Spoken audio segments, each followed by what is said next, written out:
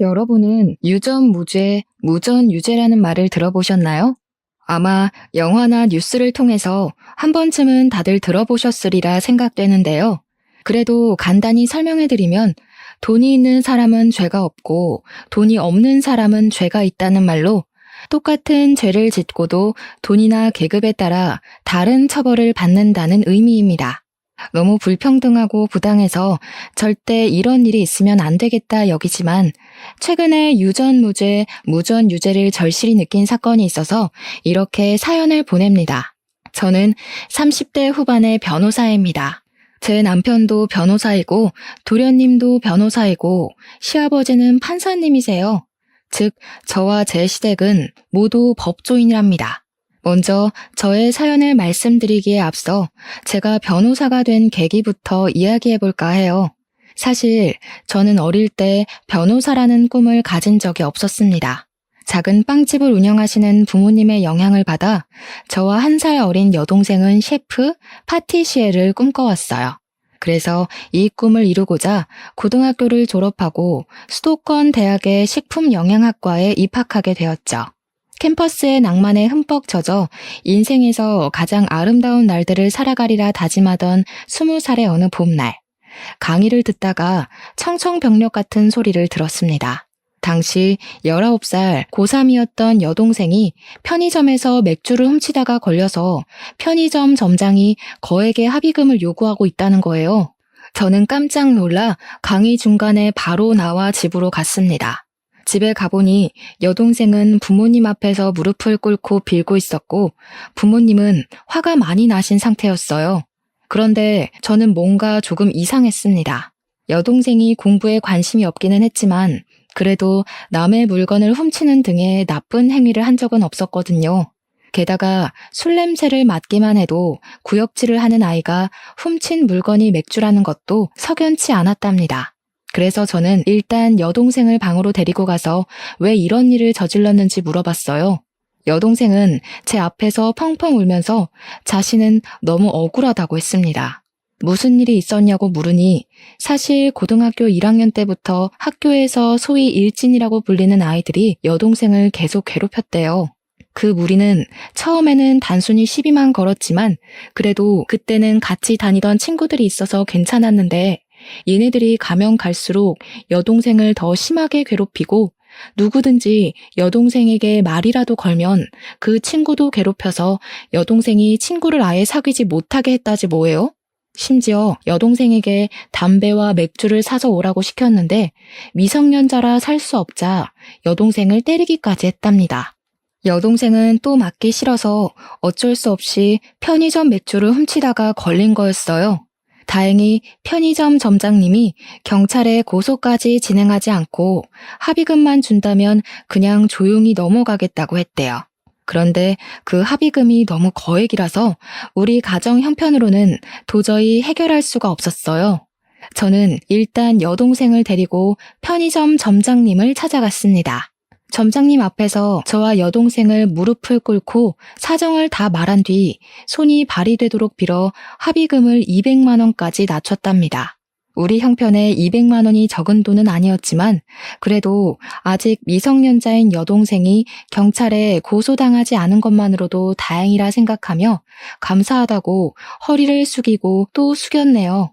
그리고 여동생을 지독하게 괴롭힌 그 일진들을 가만두지 않겠다는 생각으로 다음날 부모님과 함께 여동생의 학교 교장실로 향했습니다. 교장실에서 교장 선생님, 담임 선생님, 그리고 그동안 여동생을 괴롭힌 학생들을 다 불러놓고 하나하나 이야기를 했어요. 그런데 선생님들의 반응이 시큰둥했습니다.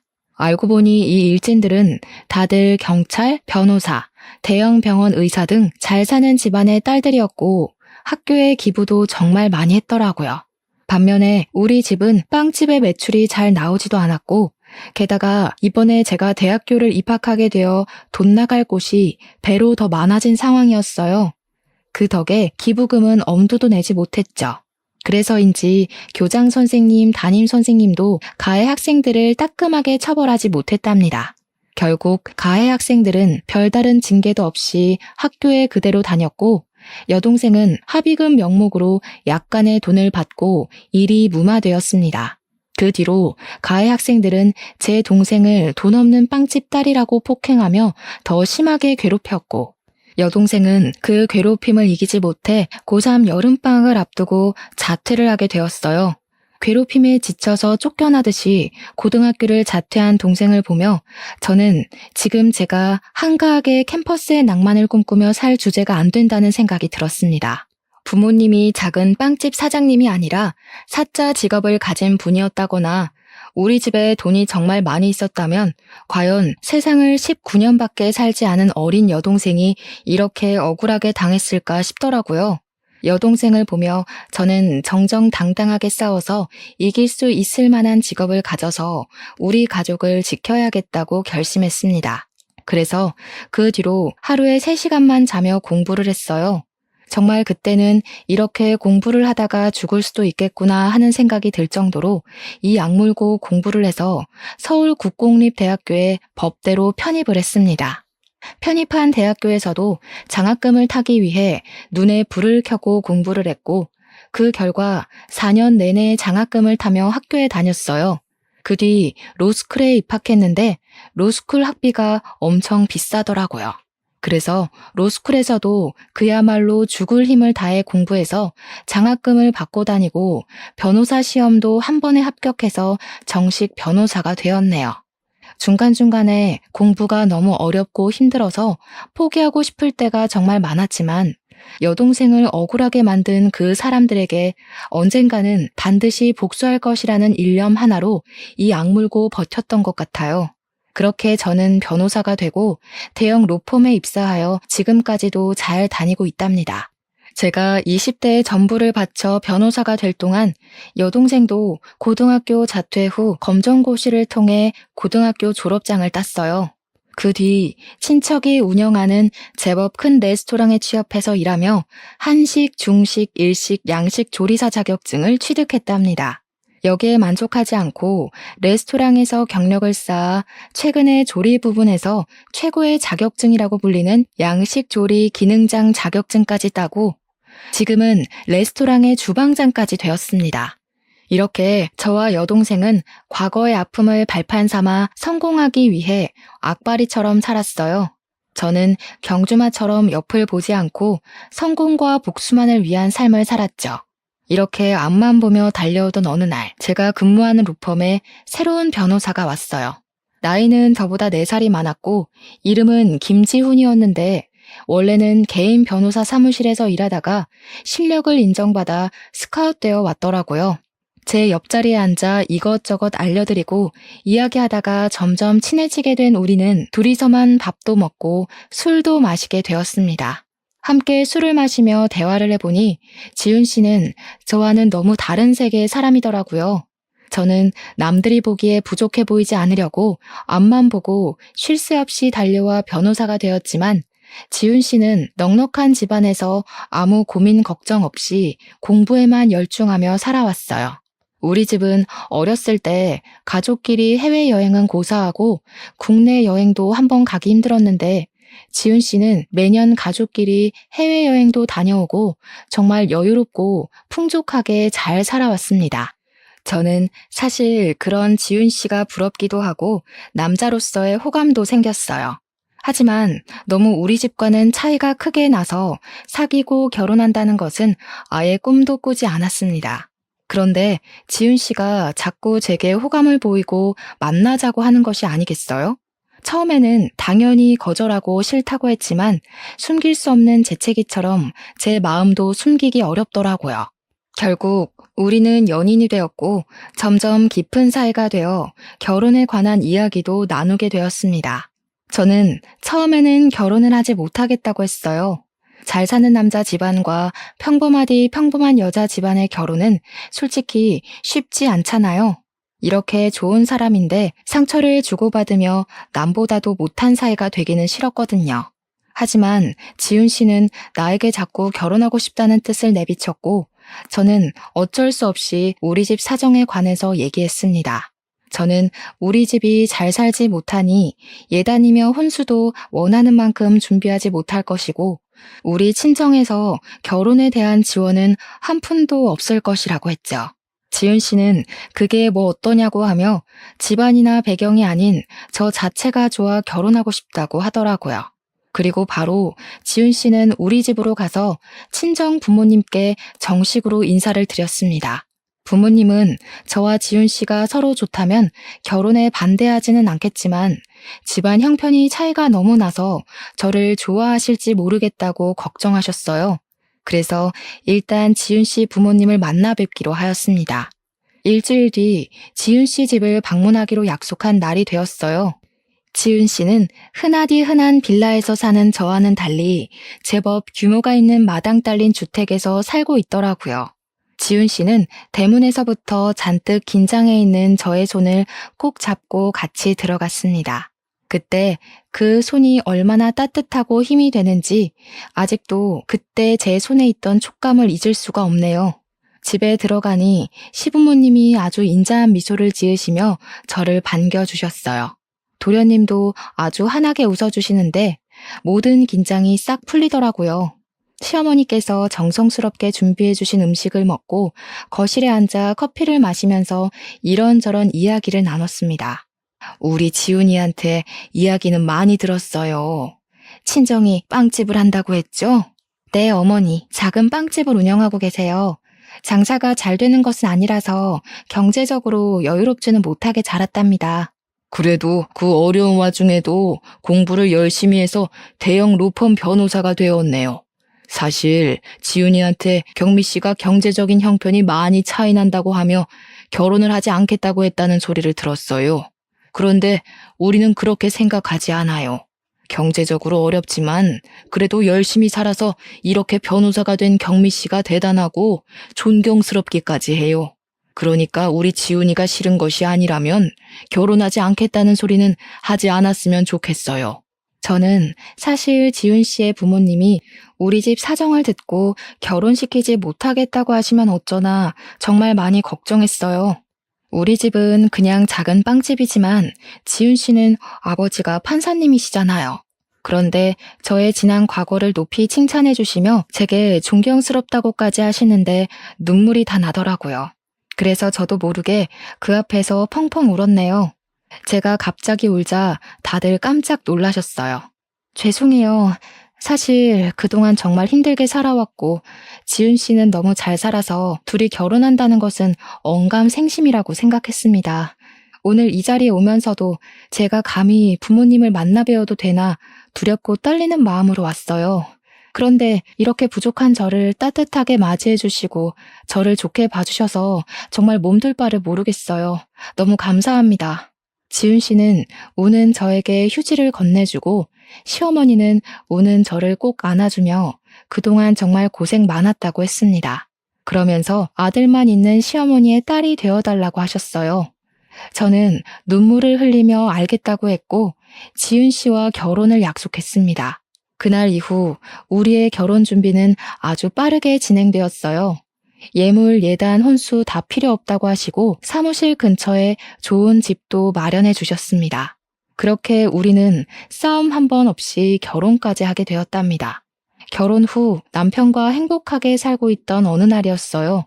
도련님이 결혼하고 싶은 여자가 생겼다며 시부모님께 정식으로 인사드리기 전에 저희 부부에게 먼저 소개하고 싶다는 거예요. 그래서 우리는 여동생이 근무하고 있는 레스토랑에서 보기로 약속을 정했습니다.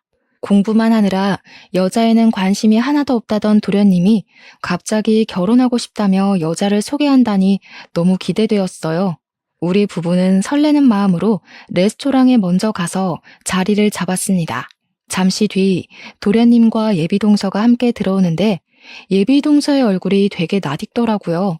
그냥 누구와 닮은 정도가 아니라 분명히 어디서 본 얼굴인데 전혀 기억이 나지 않았습니다. 궁금한 마음을 뒤로하고 일단 예비 동서와 간단히 인사를 나눈 후 자리에 앉아 음식이 나오기 전까지 대화를 나눴어요.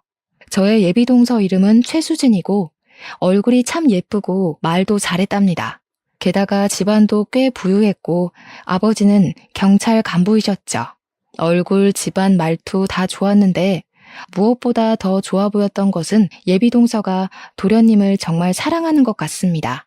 정말 눈에서 꿀이 뚝뚝 떨어진다는 것이 이런 거구나 싶을 정도로 도련님을 사랑스럽게 보더라고요.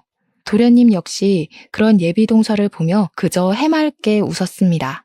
저와 남편은 행복에 겨운 두 사람을 보며 생전 여자는 모를 것 같던 도련님이 정말 여자를 잘 만났다고 생각했죠. 음식이 나오고 같이 이런저런 이야기를 하며 밥을 먹다가 예비동서가 회사에서 전화가 왔다며 나가서 꽤 오랫동안 오지 않았습니다.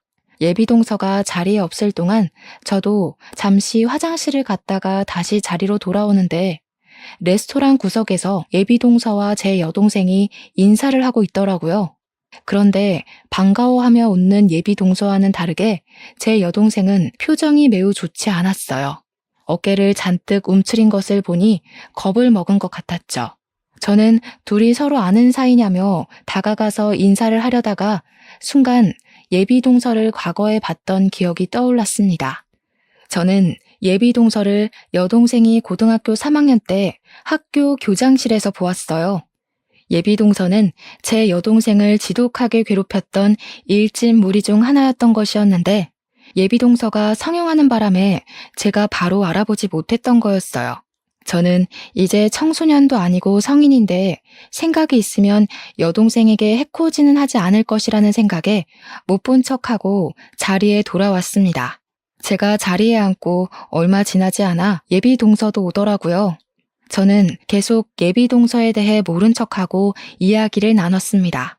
이야기하는데 처음에는 예쁘게 보이던 예비동서의 얼굴이 여우 같아 보이고 가식적으로 보이기 시작하더군요. 여동생을 사악하고 짓궂게 괴롭히던 얼굴이 생각나 괴로웠습니다. 점점 표정이 굳어가는 제 모습을 보며 예비동서가 괜찮냐고 물었지만 저는 그냥 계속 별다른 말 하지 않고 오늘은 몸이 좋지 않으니 다음에 더 친해지는 기회를 만들자고 하며 서로 연락처를 주고받았네요. 예비동서는 제게 언니라고 불러도 되냐고 하며 여기 음식이 맛있으니 다음에 다시 와서 자신이 음식을 산다고 하며 헤어졌어요. 그렇게 헤어지고 집에 가는 길에 여동생에게 전화했어요. 그리고 여동생에게 아까 레스토랑에서 봤다고 하며 혹시 예비동서가 일진 무리 중에 하나가 맞냐고 물으니 역시 맞다고 하더라고요.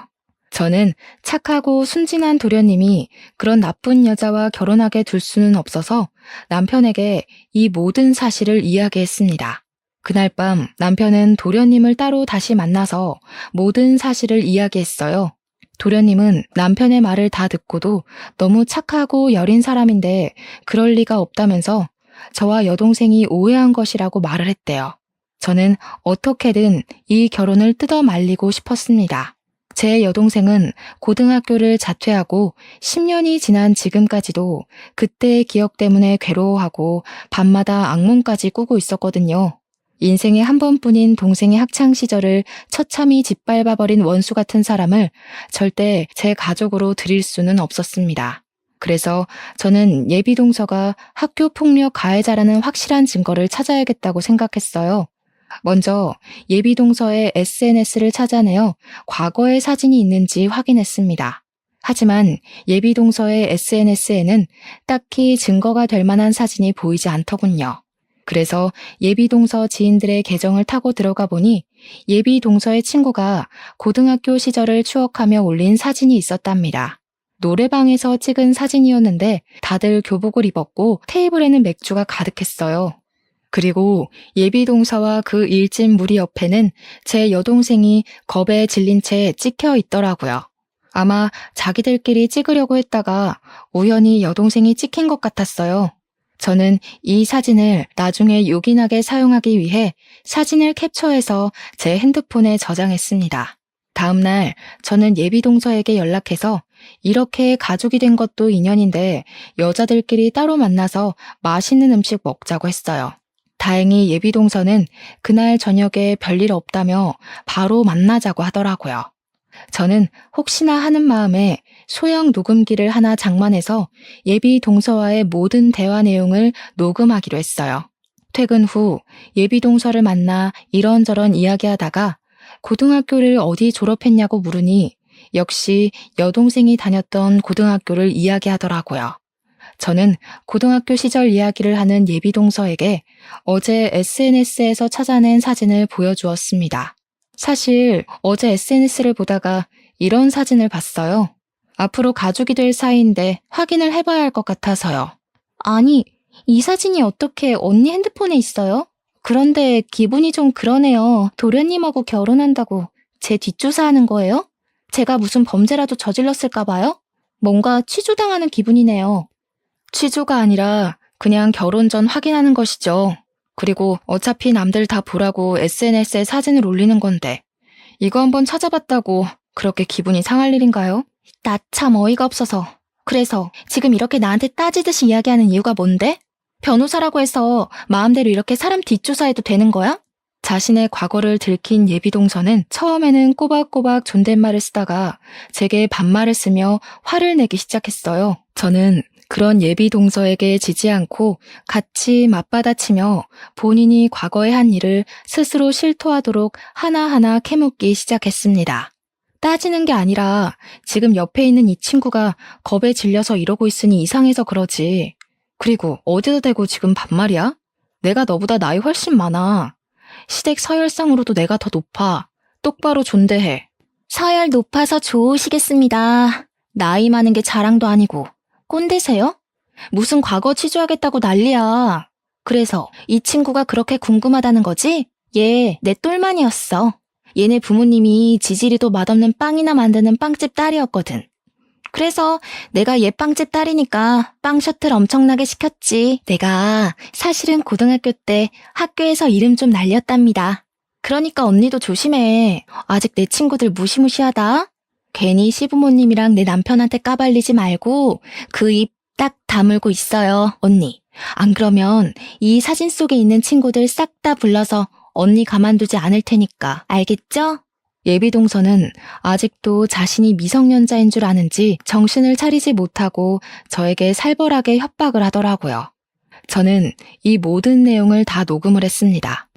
그날 예비동서와 헤어지고 나서 도련님과 남편을 만나 제가 녹음한 내용을 들려주었죠. 도련님은 매우 충격을 받아 아무 말도 하지 못하고 계셨어요. 왜 아니겠어요. 도련님 인생에 처음으로 사랑한 여자였는데 그 여자의 실체가 일진이었다니 충격이 아주 크실 만도 했죠.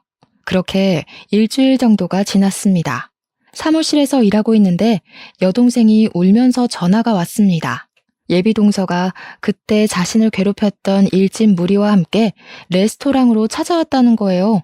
식당에 와서 자신이 결혼하니 돈을 달라고 협박하고 돈이 없다고 하자 단체로 폭행을 했다는 거 있죠.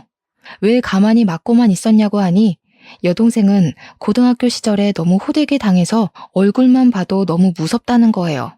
그래서 제가 그럼 차라리 숨어있지 그랬냐고 했는데 그렇지 않아도 일진 무리가 레스토랑에 온 것을 보고 주방에서 나오지 않고 있다가 2시간 정도 후에 당연히 갔을 줄 알고 음식물 쓰레기를 버리러 뒷문으로 나갔대요.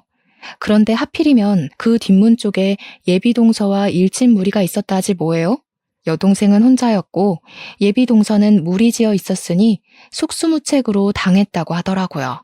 저는 너무 화가 나서 바로 고소를 하려다가 도련님과 시부모님에게 확실히 예비동서의 실체를 알려주기로 했어요. 일단 정확한 증거 확보를 위해 동생이 폭행당한 곳으로 갔어요. 다행히 동생이 폭행당한 장소에 레스토랑에 CCTV가 있었고 근처에 주차된 자동차도 있더라고요. 바로 레스토랑의 사장님인 사촌에게 부탁해서 CCTV와 자동차 블랙박스 영상을 확보했습니다. CCTV와 블랙박스를 보니 아주 가관이더라고요. 이 영상만 보아도 특수폭행죄로 실형을 살 수 있는 상황이었습니다. 이렇게 모든 증거를 확보 후 여동생을 데리고 병원에 가보니 전치 2주가 나왔어요. 그 길로 여동생을 입원시키고 여동생이 폭행을 당했다는 진단서를 끊었습니다. 그리고 남편과 도련님을 만나서 모든 영상을 보여줬죠. 도련님은 이 영상을 보고 예비 동서와 절대 결혼해서는 안 되겠다고 하며 제가 하자는 대로 하겠다고 하더라고요. 일단 이 영상은 좀 더 나중에 시부모님께 보여드리기로 하고 도련님께는 예비 동서가 여동생 앞에서 진심으로 사과하는 모습을 보고 싶으니 아직은 모른 척하고 조금만 더 만나달라고 부탁했네요. 2주일 후 동생이 퇴원하고 며칠 더 쉬었다가 레스토랑으로 복귀를 했습니다.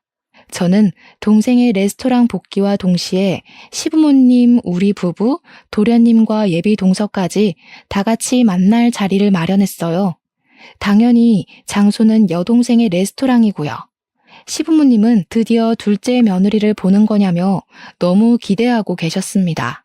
그런 모습을 보니 죄송스러웠지만 그래도 제 여동생이 10년 전에 당한 내용을 아시게 되면 이 정도는 이해해 주시리라 믿었네요.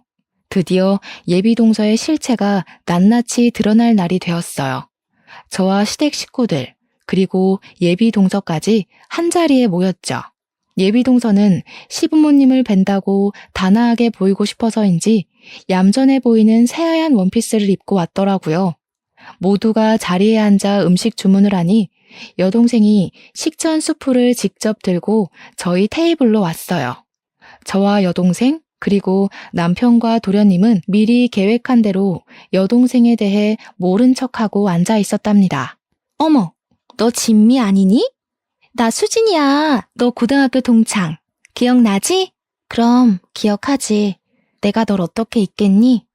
여기는 무슨 일로 온 거야? 아, 저번에 결혼한다더니 예비시댁과 식사하러 온 거야? 응. 근데 너는 아직 홀서빙이나 하고 있니? 이런 홀서빙은 20대 초반 때 취미 삼아 하는 거지. 지금은 30대인데 이제는 제대로 된 직장을 구해야 하지 않겠어? 그래도 고등학교 때 맨날 붙어 다니던 친구였는데 네가 이러는 모습 보니까 걱정된다 얘. 이렇게 돈 모아서 결혼이나 할 수 있겠니? 그러게 나는 언제 돈을 모아서 너처럼 결혼하려는지 모르겠네. 하긴 너희 집이 좀 힘들긴 했지. 너희 부모님 아직도 그 조그만 빵집 하시니? 네가 고등학교 때 빵 많이 가져오고 그랬는데. 그런데 뭐 빵집 장사로 돈을 얼마나 버시면 버시겠어. 너도 참 사정 딱하다. 이렇게 열심히 사는데 여전히 힘들고 말이야. 이거 내 명함이니까 받아. 그리고 힘들면 언제든지 연락해. 너 지금 이 일에서 1년에 2천만 원은 버나 몰라? 뭐 어쨌든 내가 그 정도는 바로 빌려줄 수도 있으니까 부담 갖지 말고 힘들면 연락해. 예비 동서는 우리 집안이 어렸을 때 힘들었던 것을 들먹이며 은근히 깔보고 무시하며 제 여동생에게 명함을 건넸습니다. 그 순간 여동생은 손이 미끄러진 척하며 예비 동서의 하얀 원피스에 샛노란 단호박 수프를 쏟았어요. 어머, 미안해. 너 명함을 받으려다가 손이 미끄러져 버렸네. 흰 옷인데 수프를 쏟아서 어쩌니? 오늘 중요한 자리인 것 같은데 제가 실례를 범했어요. 죄송합니다. 예비 동서는 화가 단단히 난 표정이었지만 자리에 시부모님이 계셔서인지 얼굴을 찡그리기만 하고 차마 큰 소리를 내지 못했습니다. 여동생은 시부모님과 우리에게 죄송하다고 말한 뒤 앞에 있던 휴지로 수프를 닦으려고 하는데 휴지로 닦을수록 얼룩이 점점 더 번지더라고요. 오늘 예쁘게 보인다고 비싼 옷 산 것 같은데 누렇게 물들어서 어떻게 해요? 꼭 화장실 실수한 것 같네. 아, 됐어. 그만 닦아. 옷이 더 상하잖아. 어머님, 저 잠시 화장실 가서 옷 좀 닦고 올게요. 예비 동서는 여동생에게 화를 버럭 내고서는 시부모님께 화장실에 다녀오겠다며 나갔고 여동생도 따라 나갔어요. 그네야, 근데 저 직원 너 여동생 아니니? 왜 아는 척도 안 하고 있어? 어머님, 사실은 예비 동서가 제 여동생을 괴롭힌 학교폭력 가해자예요. 미리 말씀 못 드려서 죄송해요. 저 여자 인성이 얼마나 바닥인지 어머님 아버님께 보여드리려고 일부러 이 레스토랑에서 만나자고 한 거예요. 자세한 내용은 이따가 저 여자 오면 자세히 말씀드릴게요. 일단 저 지금 화장실 좀 다녀오겠습니다. 저는 제 동생이 예비 동서에게 큰 실수를 저질렀으니 분명히 동생한테 뭐라고 할 것으로 생각해서 화장실로 갔는데 예비 동서가 없더라고요. 혹시나 해서 레스토랑 뒷문으로 가봤더니 거기에 예비 동서가 있었고 그곳에서 제 동생을 괴롭히고 협박하고 있었답니다. 저는 몸을 숨기고 휴대폰을 꺼내서 몰래 영상을 찍기 시작했어요. 야, 너 미쳤냐? 오늘이 어떤 날인데 이런 실수를 저질러? 이 옷이 얼마짜리인 줄이나 알아? 네가 여기서 한 달간 뼈 빠지게 홀서빙을 해도 살 수 있을까 말까 한 옷이야. 하긴 너 따위가 이렇게 좋은 옷을 알 리가 없지. 그저 거적대기 같은 옷만 입던 애가 뭘 알겠어? 예비 동서는 화가 많이 났는지 여동생의 머리와 어깨를 밀치며 위협적인 행동을 하더라고요. 야, 너 내 옷 이딴 식으로 만들어놨으니까 돈 내놔. 고등학교 때도 나한테 돈이며 빵이며 잘 갖다 바쳤잖아. 내가 왜 나한테 돈이라도 맡겨놨어? 또 맞고 싶어서 환장했냐? 이게 어디서 지금 눈을 쌍심지를 켜? 멍청한 년. 그러다가 또 얻어터져서 병원 신세 지지 말고 좋은 말 할 때 돈 가져와라. 넌 내 똘만이잖아. 설마 그새 잊은 거 아니지? 그때의 아름다운 추억들 말이야. 궁상맞게 굴지 말고 다음 주에 여기 다시 올 테니까 그때 돈 두둑히 준비해놔라. 저는 이 모든 것을 다 몰래 찍어서 재빨리 다시 레스토랑으로 들어갔습니다. 제가 자리에 앉고 얼마 지나지 않아 예비 동서도 들어오더라고요. 흰옷에 얼룩져서 잘 지지가 않았네. 어쩌면 좋아? 근데 말이야, 아까 그 친구한테 언니 하나 있지 않아? 그걸 언니가 어떻게 아세요? 그 친구의 언니가 바로 나거든. 그래서 나는 네가 고등학교 때 그 친구에게 무슨 짓을 벌였는지 다 알고 있었단다. 어머님, 아버님, 사실 여기 앉아있는 예비동서는 제 여동생을 자퇴까지 시킨 악랄한 범죄자예요. 저의 폭탄 발언에 예비동서는 당황한 표정을 지으며 도련님과 시부모님의 눈치를 보더라고요. 하지만 그것도 잠시 바로 자신의 표정을 숨기고 여유 있는 척을 하며 바로 말을 이어갔습니다. 아, 어디서 많이 뵀다 했더니 진미 언니셨어요? 언니 성함이 경미라는 것을 듣고도 왜 그때 몰랐을까? 언니 반가워요. 근데 그래봤자 10년 전 이야기이고 철없는 고등학교 시절 친구들과 장난친 것뿐인데 그거 가지고 너무 진지하게 그러시네. 솔직히 언니도 고등학교 시절 때 친구들이랑 장난치고 그러지 않았어요? 저는 그냥 장난을 친 건데 언니 동생 진미가 멘탈이 워낙 약해서 그렇게 자퇴한 거를 왜 제 탓을 하세요? 그렇게 따지면 저도 참 억울합니다. 과연 그냥 장난이었을까? 그럼 방금 레스토랑 뒷문에서는 그것도 설마 장난친 거니? 뒷문이요? 전 그냥 화장실 가서 언니 동생이 제 옷에 쏟은 수프 닦고 왔는데요. 네가 화장실만 가서 수프만 닦고 왔다고? 내가 이 두 눈으로 똑똑히 본 게 있는데 어머니 아버지 놀라지 마세요. 방금도 레스토랑 뒷문에서 제 여동생을 협박하고 있더라고요. 제 말이 믿기지 않으시면 제가 방금 찍은 영상 보여드릴게요. 저는 제가 찍은 영상을 시부모님께 보여드렸습니다. 영상을 보니 얼굴은 잘 나왔는데 자동차가 지나가는 소리 때문에 대화한 내용은 잘 들리지 않더라고요. 하지만 예비동서가 동생의 얼굴과 어깨를 밀치는 장면은 확실히 찍혀 있었고 누가 봐도 예비동서가 여동생을 협박하는 것으로 보였죠. 이 영상을 보신 시부모님께서는 깜짝 놀라셨습니다. 아니, 어떻게 사람이 이렇게 앞과 뒤가 다를 수가 있니?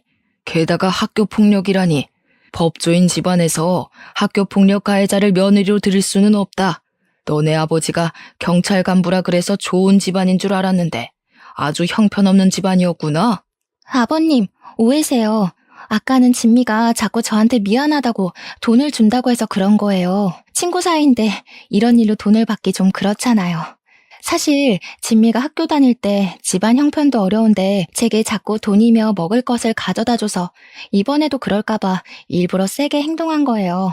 그리고 저는 맹세코 진미를 고등학교 때 괴롭힌 적이 없어요. 오히려 진미가 친구들에게 당하고 있어서 제가 도와줬어요. 제발 믿어주세요. 언니, 제가 싫으면 싫다고 말씀하시지 왜 이렇게 저에 대해 모함을 하세요? 모함? 내가 진짜 기가 막혀서 말이 다 나오지 않네. 내가 그럴 줄 알고 다른 것도 준비했어. 아버님, 어머니, 사실 저와 예비동서는 저번에 둘이서만 따로 본 적이 있어요. 그때 대화 내용을 녹음했는데 한번 들어보세요. 저는 예전에 예비동서와 둘이 대화한 내용을 들려드렸어요. 제 여동생에게 똘만이라 하고 자신이 고등학교 때 빵 셔틀도 시켰다고 하며 시댁 식구들에게 이 사실을 말하면 가만두지 않겠다고 협박하는 내용이 다 그대로 녹음되어 있었죠. 그리고 저는 홀에 있는 직원분께 이 레스토랑의 주방장님을 잠깐 불러달라고 했습니다. 저는 분명 주방장이라고 했는데 여동생이 나오니 예비동서가 당황하더라고요. 야, 네가 여기 왜 나와? 네가 주방장이라도 돼? 이 나이 먹고 홀서빙이나 하는 주제에. 홀서빙? 나 사실 여기 레스토랑 주방장이야. 내가 너한테 그렇게 당하고 억울하고 분해서 이 악물고 일하고 공부했어. 그리고 우리 언니도 너 때문에 분하고 원통해서 죽을 만큼 공부해서 대형 로펌 변호사가 됐단다. 어찌됐든 네 덕분에 우리 가족 이렇게 성공했네. 눈물이 나게 고맙다. 난 그래도 네가 이제 성인이 됐으니 정신을 차렸을 줄 알았는데 아니었네. 감히 우리 여동생을 10년 전에 괴롭혀서 학교 자퇴하게 하고 지금은 또 협박에 폭행까지 해? 인생은 실전이야, 멍청한 년아. 내가 그동안 너의 모든 행적 하나도 빠짐없이 차근차근 모아놨거든? 너 내 손으로 반드시 감옥 보낼 거니까 딱 기다려라. 저와 여동생은 이전에 동생이 폭행당한 날 확보했던 CCTV 블랙박스 동영상 그리고 오늘 찍은 휴대폰 동영상의 녹취록까지 모든 자료를 들고 경찰서로 향했어요. 그리고 예비동서를 폭행과 협박죄로 고소했죠. 모든 증거가 확실하다 보니 저는 바로 수사가 진행되어 예비동서가 처벌을 받을 수 있을 줄 알았습니다. 그러나 예비동서의 아버지가 경찰 간부라 그런지 제 동생이 19살일 때처럼 그냥 조용히 넘어갈 조짐이 보이더라고요. 하지만 이번엔 가만히 두지 않았습니다. 그때는 저와 여동생이 그저 그런 빵집 딸이라서 그렇게 어영부영 넘어갔지만 이제는 상황이 달라졌거든요. 저는 대형 로펌 변호사가 되었고 제 시댁은 법조인 집안에 시아버지는 판사님이잖아요. 시아버지와 남편이 약간의 압력을 가하니 어쩔 수 없이 수사가 바로 진행되더라고요. 결국 예비동서는 자신이 그토록 사랑했던 도련님 앞에서 수사를 제대로 당했답니다. 예비동서뿐만이 아니라 그때 함께 여동생을 괴롭혔던 일진무리도 다들 소환되었어요. 게다가 이번 폭행 사건뿐 아니라 과거 학교에서 괴롭힌 내용까지 정상 참작되어 가중처벌까지 가능해졌습니다.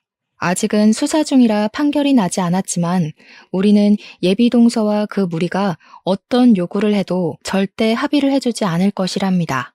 제 하나뿐인 동생의 학창시절을 암흑 속에 던져 넣었는데 그들이 10억, 100억을 준다 해도 용서하지 못하겠어요. 그 뒤로 시부모님은 도련님을 하마터면 이혼남으로 만들 뻔했는데 지혜로운 며느리 덕에 피했다고 하며 고마워하셨어요. 그리고 시아버지는 제 여동생이 정말 고생이 많았다고 하시며 또 다른 학교폭력 피해자가 생기는 것을 막기 위해 학교폭력 관련 법률 상담을 무료로 해주시고 계십니다.